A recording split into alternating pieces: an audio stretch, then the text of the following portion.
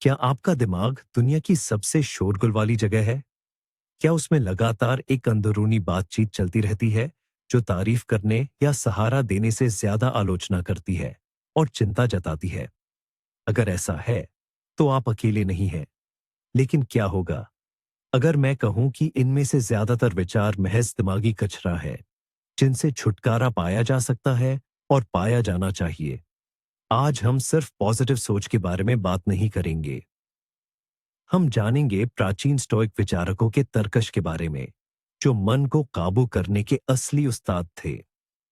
हम उन 10 परजीवी विचारों के बारे में बात करेंगे, जिनसे वे तुरंत पीछा छुड़ाने की सलाह देते थे। इस वीडियो के अंत तक आपको सिर्फ एक लिस्ट नहीं मिलेगी, बल्कि अंदरूनी शांति पाने का एक पूरा टूलकिट मिलेगा। वादा करता हूं, कुछ बातें आपको हैरान कर देंगी। तो ये स्टोइक कौन थे? ये सिर्फ चोगे पहनने वाले दाढ़ी वाले बाबा नहीं थे। ये थे सम्राट जैसे मार्कस ऑन्ड्रेलियस, नाटककार जैसे सेनेका, और यहां तक कि पूर्व गुलाम भी जैसे एपिक्टेटस। ये प्राचीन दर्शन शास्त्र के रॉक स्टार थे। उनमें एक चीज समान थी, वे अपने आसपास के अराजक माहौल के बावजूद एक सुखी और अर्थपूर्ण जीवन जीने का तरीका खोज रहे थे। उनका मुख्य रहस्य सरल लेकिन कमाल का था। उन्होंने सिखाया कि शांति की चाबी दुनिया को बदलने में नहीं है, बल्कि उसके प्रति अपना रवैया बदलने में है। और ये बदलाव शुरू होता है हानिकारक सोच की आदतों को छोड़ देने से तक। आइए अपनी मानसिक यात्रा शुरू करें। और पहला विचार जिसे हम पूरी तरह से छोड़ देंगे वह है, सब कुछ मेरे नियंत्रण में होना चाहिए। यह जाना पहचाना लगता है ना? हम काम के प्रोजेक्ट्स को नियंत्रित करने की कोशिश करते हैं, पार्टनर के मूड को, दोस्तों की योजनाओं को, यहां तक कि पिकनिक के दिन मौसम को भी। हम अपनी दुनिया के थके हुए प्रबंधक बन जाते हैं, जहां हर छोटी चीज जो योजना के मुताबिक नहीं होती, तनाव और झुंझलाहट पैदा करती है। नियंत्रण के लिए यह लगातार संघर्ष आपकी मानसिक और भावनात्मक ऊर्जा का भारी नुकसान है। यह सीधे तौर पर बर्नआउट का रास्ता है, जब आप बस लेट जाते हैं और कुछ भी करना नहीं चाहते। आइए एक सीधी सादी स्थिति की कल्पना करें। आप भयंकर ट्रैफिक जाम में फंसे हैं, गाड़ियां हिल नहीं रही, आप एक जरूरी मीटिंग के लिए देर हो रहे हैं। आप क्या करने लगते हैं? स्टीयरिंग पर उंगलियां थपथपाने लगते हैं, गुस्से से दूसरी गाड़ियों को देखने लगते हैं, मन ही मन पूरी दुनिया को कोसने लगते हैं। पर आइए ईमानदारी से सोचें, क्या आपके चिड़चिड़े होने से ट्रैफिक की रफ्तार पर कोई फर्क पड़ता है? बेशक नहीं। इससे आप बस अपना ब्लड प्रेशर बढ़ाते हैं और पूरे दिन के लिए अपना मूड खराब कर लेते हैं। और यहीं पर स्टोइक लोग अपने शानदार ढंग से सीधे साधे समाधान के साथ आते हैं। वे कहते, उस पर ध्यान केंद्रित करो जो तुम्हारे बस में है। आप ट्रैफिक जाम को नियंत्रित नहीं कर सकते, पर आप उस पर अपनी प्रतिक्रिया को पूरी तरह से नियंत्रित कर सकते हैं। आप गुस्सा हो सकते हैं और परेशान हो सकते हैं, या आप अपनी पसंदीदा संगीत लगा सकते हैं, ऑडियो बुक सुन सकते हैं, या बस इस समय का उपयोग शांति से सांस लेने के लिए कर सकते हैं। पूरी तरह से नियंत्रण के भ्रम को छोड़ना कमजोरी नहीं है, यह सच्ची आंतरिक शक्ति और शांति की ओर आपका पहला और सबसे महत्वपूर्ण कदम है। अब आते हैं दूसरी बात पर। शायद यह पहली बात से भी ज्यादा हमारी जिंदगी खराब कर देती है। ये एक धीमा लेकिन मन में लगातार घूमता रहने वाला सवाल है, दूसरे मेरे बारे में क्या सोचेंगे? यह डर सचमुच हमें लकवा मार देता है। जरा सोचिए, सिर्फ इस डर से कि कोई क्या कहेगा, आपने कितनी चीजें नहीं की। कितनी बार कोई सवाल इसलिए नहीं पूछा कि कहीं मूर्ख न लगे। कितनी बार अपने सपनों या शौक को छोड़ दिया क्योंकि किसी और को वे मामूली या गैर जरूरी लगे। हम लगातार खुद को, अपनी बातों को, अपने रहन सहन को, अपनी इच्छाओं को बदलते रहते हैं, ताकि दूसरों के दिमाग में बने हुए काल्पनिक मापदंडों पर खरे उतर सके। स्टोइक विचारक इसे बहुत सीधे तौर पर देखते थे। वे इसे अपनी मर्जी से गुलामी कहते थे। आप अपनी खुशी और आत्मसम्मान की चाबी खुद ही हर किसी के हाथ में सौंप देते हैं। आपका मूड किसी की एक तिरछी नजर, सोशल मीडिया के कमेंट या पीठ पीछे होने वाली किसी बात पर निर्भर करने लगता है। लेकिन यहां एक कड़वी पर आजाद करने वाली सच्चाई है। ज्यादातर मामलों में लोग आपके बारे में सोचते ही नहीं, वे अपनी ही परेशानियों में उलझे रहते हैं। तो क्या करें? याद है हमारा नियंत्रण का दायरा। दूसरों की राय उस दायरे से बहुत बाहर है। आप उसे नियंत्रित नहीं कर सकते। एक ही चीज जो आपके वश में है, वह है आपके अपने कर्म और आपकी अपनी सत्यनिष्ठा। अपने सिद्धांतों के अनुसार जीना, न कि दूसरों की उम्मीदों के हिसाब से। यही सच्ची आजादी है। और यह आसपास वालों की पल भर की वाहवाही से कहीं ज्यादा कीमती है। हमारी तीसरी मानसिक जाल, जिसमें हम अक्सर फंस जाते हैं, वो है हर चीज को कैटास्ट्रोफी मान लेने की आदत। यह वही अंदर की आवाज है जो किसी भी मामूली सी गड़बड़ पर भी चिल्लाती है, हाय रे, सब बर्बाद हो गया। आपने किसी को ईमेल भेजा और उसमें टाइपो रह गया। आपका अंदर का आलोचक फौरन आपको नौकरी से निकाले जाने और बेइज्जती की तस्वीर बना लेता है। आपके बच्चे के स्कूल में कम नंबर आए हैं, मन में तुरंत बिना पढ़ाई और नौकरी के उसके खराब भविष्य का पूरा सीन चलने लगता है। राय का पहाड़ बनाने की ये आदत बेहद थका देने वाली है। आप अपने मन में बार बार सबसे बुरे संभावित नतीजों को जीते हैं, जबकि असलियत में ऐसा शायद ही कभी होता है। स्टोइक दार्शनिकों ने इस घबराहट से बचने का एक जबरदस्त उपाय बताया था। वे इसे बुराई का पूर्व चिंतन कहते थे, या आज की भाषा में कहें तो नकारात्मक कल्पना, नेगेटिव विजुअलाइजेशन। लेकिन यह खुद को और ज्यादा डराने के लिए नहीं था, बल्कि शांत होने के लिए था। वे सुझाव देते थे कि शांति से खुद से पूछे, ठीक है, असल में सबसे बुरा क्या हो सकता है? और जब आप शांति से स्थिति का जायजा लेते हैं, तो आप पाते हैं कि सबसे बुरा नतीजा भी दुनिया का अंत नहीं है। आप इससे निपट लेंगे। ईमेल में गलती, आप माफी मांगकर उसे ठीक करके भेज सकते हैं। बच्चे के स्कूल में कम नंबर, ये बच्चे से बात करने और उसकी मदद करने का अच्छा मौका है। ये तकनीक आपको असली समस्या को काल्पनिक आपदा से अलग करने में मदद करती है। आप घबराहट के शिकार नहीं बनते, बल्कि ऐसे इंसान बन जाते हैं जो शांति से समाधान ढूंढता है। इससे चिंता का स्तर कम होता है और स्थिति पर आपका नियंत्रण वापस आ जाता है। आइए अब चौथे विचार वायरस की ओर बढ़ते हैं, जो आधुनिक समाज के दिमागों में मजबूती से बैठ गया है।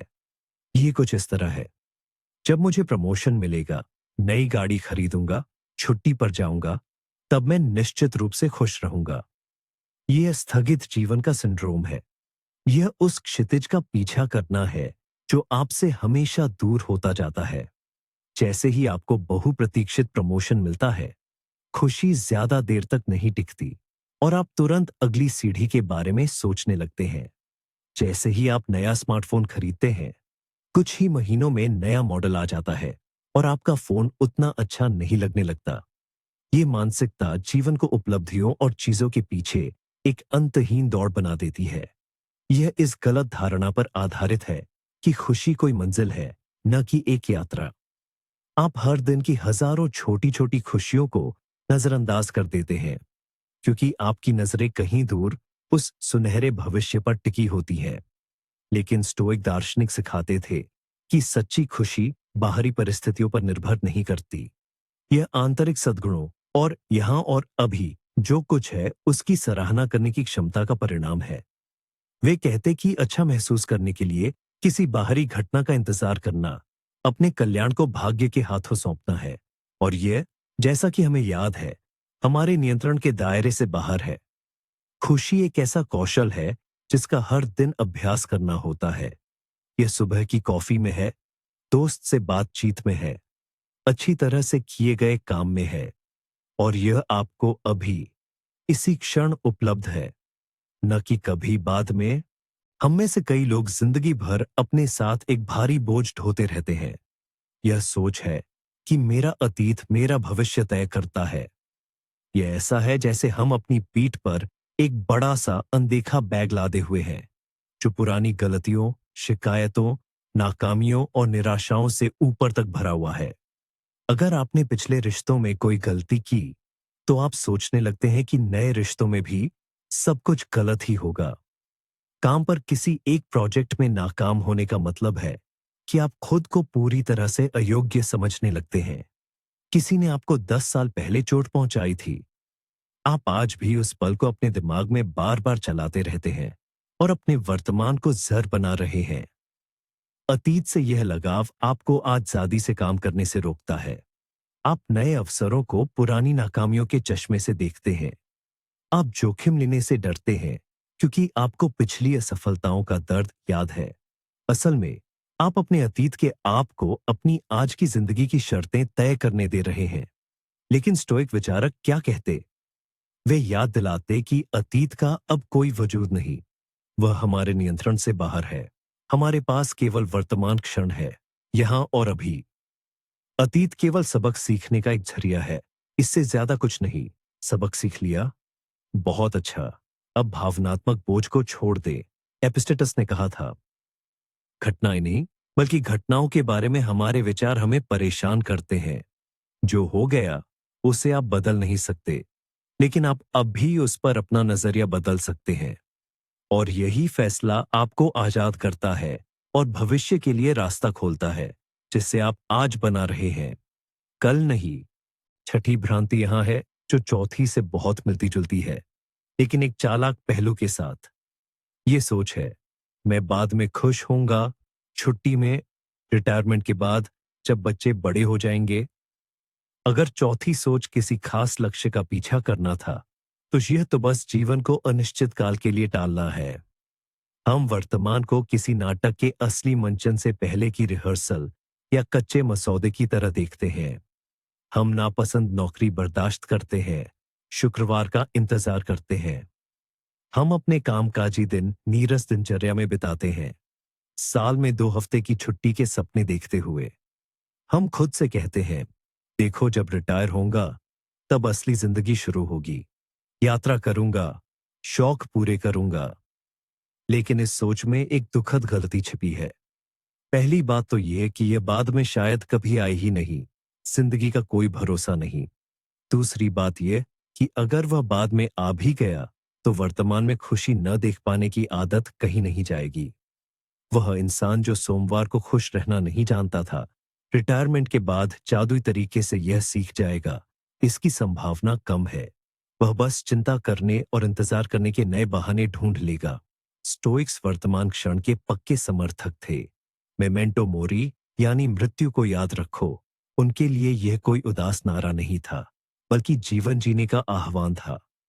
याद रखो कि तुम्हारा समय सीमित है और इसीलिए हर दिन बेहद कीमती है। जीवन जीने के लिए किसी खास मौके का इंतजार मत करो। रोजमर्रा के कामों में ही अर्थ और खुशी ढूंढो। जो कुछ अभी हो रहा है, उसकी कदर करना सीखो, चाहे वह कोई सामान्य काम हो या दोस्तों से मुलाकात। क्योंकि जीवन वह नहीं है जो बाद में होगा। जीवन तो वह है जो इस पल, ठीक अभी तुम्हारे साथ हो रहा है। 7वां विचार, एक ऐसी दिल से निकली आवाज है जिससे हर कोई वाकिफ है। ये कुछ इस तरह सुनाई देता है, यह तो सरासर नाइंसाफी है। आपके सहकर्मी को तरक्की मिल गई, जबकि आपने कहीं ज्यादा मेहनत की थी। कोई आसानी से वो पा लेता है जिसके लिए आप सालों से संघर्ष कर रहे हैं। दुनिया में ऐसी घटनाएं होती हैं जो नाइंसाफी की चरम सीमा लगती है, और हमारी पहली सहज प्रतिक्रिया होती है गुस्सा, नाराजगी और बेबसी का एहसास। हम इसी सोच में उलझ जाते हैं, इसे बार बार अपने दिमाग में घुमाते रहते हैं और ब्रह्मांड से ये सवाल पूछते हैं, ऐसा क्यों? मेरे साथ ही ऐसा क्यों? न्याय की यह तलाश स्वाभाविक है, लेकिन स्टोइक दर्शन के नजरिए से यह बिल्कुल भी उत्पादक नहीं है। क्यों? क्योंकि न्याय की अवधारणा महज एक मानवीय सोच है। ब्रह्मांड हमारी अपेक्षाओं के अनुसार चलने के लिए बाध्य नहीं है, वह बस अपने नियमों के अनुसार मौजूद है। दुनिया से न्याय की मांग करना ऐसा ही है जैसे अपने जन्मदिन पर बारिश न होने की दुआ करना। यह सिर्फ ऊर्जा की बर्बादी है। स्टोइक दार्शनिक अपने नजरिए को बदलने का सुझाव देते थे। यह पूछने के बजाय कि मेरे साथ ही ऐसा क्यों हुआ, वे सलाह देते थे कि यह पूछे, मैं इसके बारे में क्या कर सकता हूं। यह आसान बदलाव आपको एक निष्क्रिय पीड़ित की भूमिका से निकालकर एक सक्रियकर्ता बना देता है। हाँ, स्थिति अप्रिय हो सकती है, लेकिन गुस्से में उबलने के बजाय आप अपनी ऊर्जा समाधान खोजने में लगाते हैं। आप इस बात को नहीं बदल सकते कि आपके सहकर्मी को तरक्की मिल गई, लेकिन आप स्थिति का विश्लेषण कर सकते हैं, अपने कौशल को सुधार सकते हैं या कोई और नौकरी ढूंढना शुरू कर सकते हैं। आप व्यर्थ के संघर्षों में अपनी ताकत लगाना बंद कर देते हैं और अपनी जिंदगी को इस सच्चाई के आधार पर बनाना शुरू करते हैं कि दुनिया कैसी है, न कि इस आधार पर कि उसे कैसा होना चाहिए। मुश्किल समय में हमारे कान में फुसफुसाने वाला 8वां खतरनाक भ्रम यह है, मैं इससे नहीं निपट सकता। यह विचार हमारी क्षमता का असली दुश्मन है। किसी चुनौती का सामना करने पर, चाहे वह कोई मुश्किल प्रोजेक्ट हो, निजी संकट हो या नई जिम्मेदारी, हम अक्सर घबरा जाते हैं। हमें लगता है कि काम बहुत बढ़ रहा है और हमारी ताकत बहुत कम। हम पहले से ही अपनी हार मान लेते हैं और यह डर हमारी इच्छा शक्ति को लकवा मार देता है। लड़ाई शुरू होने से पहले ही हमें हाथ छोड़ाने पर मजबूर कर देता है। हम पहाड़दान को देखते हैं और पहला कदम उठाने के बजाय यह फैसला कर लेते हैं कि यह हमारे बस की बात नहीं है। स्टोइकवाद आंतरिक शक्ति का दर्शन है। स्टोइक मानते थे कि हर इंसान के अंदर ताकत और सहन शक्ति का एक बहुत बड़ा भंडार छिपा होता है, जिसके बारे में हमें अक्सर पता भी नहीं होता। वे कहते थे कि ब्रह्मांड हमें कभी ऐसी मुश्किलें नहीं भेजता जिन्हें हम सह न सकें। मुश्किलें सजा नहीं है, बल्कि आत्मा के लिए प्रशिक्षण है। जैसे एक खिलाड़ी वजन उठाकर अपनी मांसपेशियां मजबूत करता है, वैसे ही हम बाधाओं को पार करके अपने चरित्र को मजबूत करते हैं। मैं नहीं निपट सकता कहने के बजाय एक स्टोइक खुद से पूछता, इस काम को करने के लिए मैं किन आंतरिक संसाधनों का उपयोग कर सकता हूं? मुझे किन गुणों की जरूरत होगी? साहस, धैर्य, रचनात्मकता। यह तरीका सब कुछ बदल देता है। समस्या एक अभेद्य दीवार नहीं रहती, बल्कि एक प्रशिक्षक बन जाती है। आप मुश्किलों में खतरा नहीं, बल्कि मजबूत, समझदार और सहनशील बनने का अवसर देखने लगते हैं। और लगभग हमेशा पाते हैं कि आपके पास शुरुआत में जितना सोचा था, उससे कहीं ज्यादा ताकत है। 9वां मानसिक जंजाल, जो खासकर हमारे उपभोक्ता समाज में खूब पनपता है, वह यह सोच है, बेहतर महसूस करने के लिए मुझे और चीजों की जरूरत है। हम एक ऐसी दुनिया में रहते हैं जहां हर कदम पर विज्ञापन हमें यकीन दिलाते हैं कि खुशी की चाबी नया गैजेट, फैशनेबल कपड़े, महंगी गाड़ी या बड़ा घर है। हमें लगता है कि कुछ नया खरीदने से अंदर की खालीपन भर जाएगी, मूड बेहतर होगा या दूसरों की नजर में हमारा रुतबा बढ़ेगा। और थोड़े समय के लिए यह सचमुच काम कर सकता है। खरीदारी की खुशी डोपामाइन का एक छोटा सा उछाल देती है, लेकिन यह जल्दी ही खत्म हो जाता है और खालीपन लौट आती है खरीदारी की एक नई खुराक मांगते हुए। भौतिक चीजों की यह अंतहीन दौड़ एक जाल है। यह हमें ज्यादा काम करने पर मजबूर करती है, ऐसी चीजें खरीदने के लिए जिनकी हमें ज्यादा जरूरत नहीं, ऐसे लोगों को प्रभावित करने के लिए जिनसे हमें कोई लेना देना नहीं। यह कर्ज, तनाव और लगातार असंतोष का रास्ता है। इसके विपरीत स्टोइक लोग बिल्कुल विपरीत विचार रखते थे। उनके लिए असली दौलत ज्यादा चीजें रखने में नहीं, बल्कि कम चाहने में थी। रोम के सबसे अमीर लोगों में से एक, सेनेका ने लिखा था कि गरीब वह नहीं जिसके पास कम है, बल्कि वह है जो और ज्यादा चाहता है। वे सिखाते थे कि संतुष्टि बाहरी चीजों में नहीं, बल्कि भीतर से मिलती है, ज्ञान में, सद्गुणों में, लोगों के साथ रिश्तों में। वे खरीदने से पहले खुद से पूछने की सलाह देते थे, क्या यह चीज सचमुच मेरी जिंदगी को लंबे समय तक बेहतर बनाएगी या यह सिर्फ एक पल की चाहत है? जरूरतों और इच्छाओं के बीच फर्क करना सीखना, यही वित्तीय और इससे भी जरूरी बात, मानसिक स्वतंत्रता की कुंजी है। और अंत में 10वां विचार, यह सबसे कपटी है क्योंकि यह खुद की देखभाल का रूप धारण कर लेता है। यह धारणा है, किसी भी तरह की बेचैनी या असुविधा से बचना चाहिए। आधुनिक संस्कृति सचमुच आराम के विचार से ग्रस्त है।